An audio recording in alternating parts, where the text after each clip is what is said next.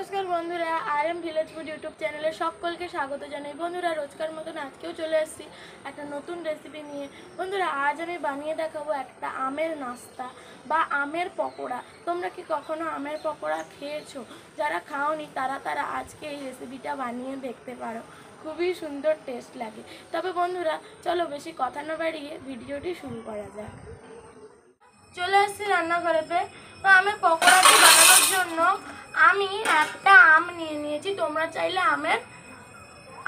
আম বেশি নিতে পারো, একটার বদলে তোমরা দুটো নিতে পারো। তো বন্ধুরা এটা করার জন্য আমি একটা আমকে ছাল ছাড়িয়ে লম্বা লম্বা বা সরু সরুভাবে কেটে নেব। প্রথমে এই জায়গাটাকে কেটে নেব বন্ধুরা, এরকমভাবে প্রথমে ছালটা ছাড়িয়ে নিই। আমার ছাল ছাড়ানো হয়ে গেছে, এবার আমটাকে মাঝখান থেকে কেটে নেব। বন্ধুরা এদিকে আমার আমগুলোকে এইরকম করে কাটা হয়ে গেছে। আমি এবার আমটাকে ভালো করে ধুয়ে নেব।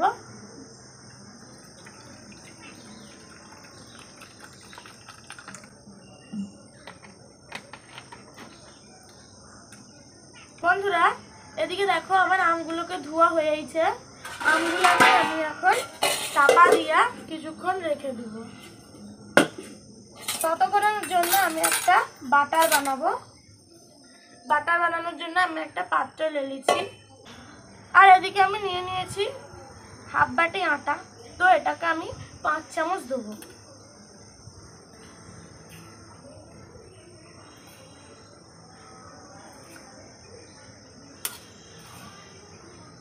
বন্ধুরা আটাটি আমার দেওয়া হয়ে গেছে। এরপর আমি দিয়ে দেবো এখানে পরিমাণ মতন লবণ দিয়ে দিচ্ছি।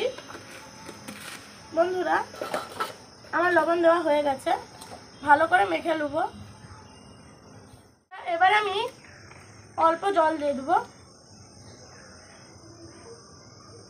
একটা বাটার বানানোর জন্য।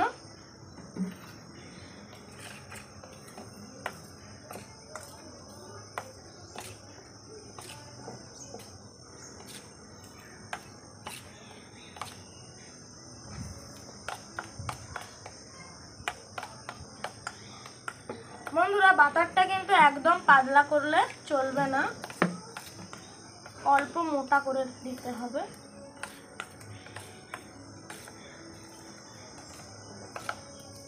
বাটারটা একদম পাতলা করলে চলবে না।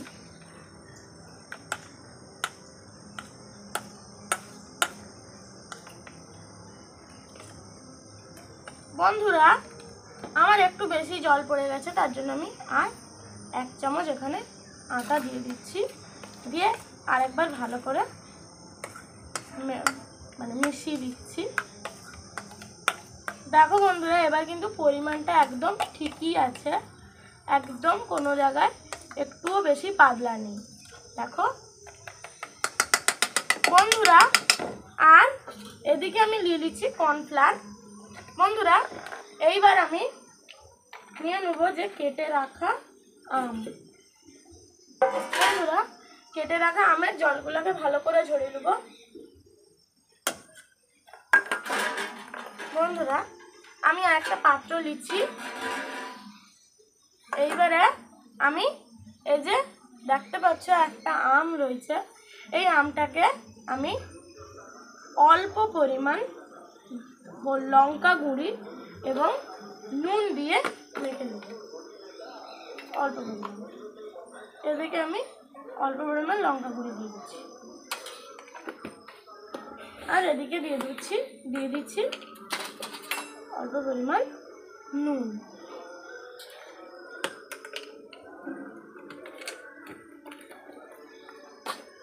আর এদিকে দিয়ে দেবো অল্প পরিমাণ হলুদ গুঁড়ি দিয়ে দিচ্ছি।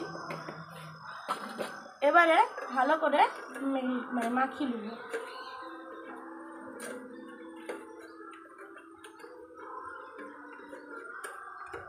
দেখো বন্ধুরা আমার মাখানো হয়ে গেছে। এই যে আটার যে ব্যাটারটার মধ্যে 2 থেকে 3 পিস বাতাসা গুঁড়ো করে দিয়ে দেবো। আমটা তো খুবই টক থাকবে, তার জন্য আমি দিয়ে দিলাম। বন্ধুরা আবার এটা মেখে নিব। বন্ধুরা আমার হয়ে গেছে। এইবার আমি এই যে একটা আম নিয়ে নিচ্ছি। প্রথমে আমি আটার ব্যাটারটা ভালো করে ডুবিয়ে নেব। দেখো আমার এরকম ভাবে ডুবিয়ে নিচ্ছি। একদম মোটা মোটা করে রাখলে চলবে না। দেখো বন্ধুরা হয়ে গেছে, ঝেড়ে নিলাম। এইবারে বন্ধুরা দেখো এদিকে আমি কর্নফ্লাওয়ার নিয়েছি। কর্নফ্লাওয়ারের মধ্যে ভালো করে আর এটা মানে আমটাকে ডুবিয়ে দেবো। এই যে দেখো এরকমভাবে ভালোভাবে ডুবিয়ে দেবো। এই যে একটা আমি তৈরি করে নিয়েছি, এগুলোকে রেখে দেবো। বন্ধুরা তবে চলো এরকম সবগুলো বানিয়ে ফিরে। দেখো আমার এদিকে কর্নফ্লাওয়ারে এটা ডুবানো হয়ে গেছে। এটা কিছুক্ষণ থাক, আমি ততক্ষণ উনানটা জ্বালিয়ে নেব। বন্ধুরা উনান ধরানো হয়ে গেছে, বসিয়ে দেবো কড়াই,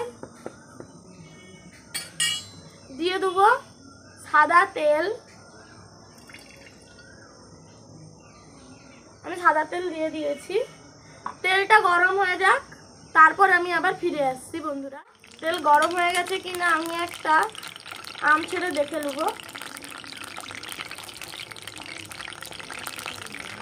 হ্যাঁ বন্ধুরা তেল গরম হয়ে গেছে। আমি সব আম দিয়ে দেবো একটা একটা করে। এখানে সব আমগুলো দিয়ে দিচ্ছি। বন্ধুরা আমার সব আম দেওয়া হয়ে গেছে। তেলটাকে ভালো করে নেড়ে নেবো, কেননা তাতে সব জায়গায় তেলটা ভালোভাবে ঢুকতে পারে। আর পেছনগুলোকে ভালো করে ছাড়িয়ে নেবো, যাতে না চিটচিটটা না করে।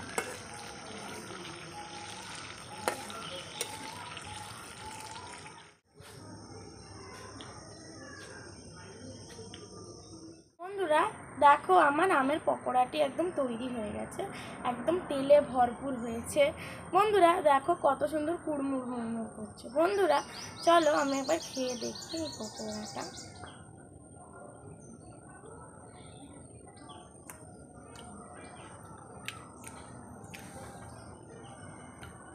বন্ধুরা এর মধ্যে আটার ব্যাটারে ডোবানো হয়েছে, আর এটা যেহেতু টক আমটা ছিল আর মিষ্টি পড়েছে, একদম আচারের মতো লাগছে। বন্ধুরা দারুণ টেস্ট হয়েছে, তোমরাও বানিয়ে বাড়িতে খেও, তোমাদেরও অবশ্যই ভালো লাগে। ভিডিওটি ভালো লাগলে অবশ্যই চ্যানেলটিকে লাইক এবং সাবস্ক্রাইব করতে ভুলবে না।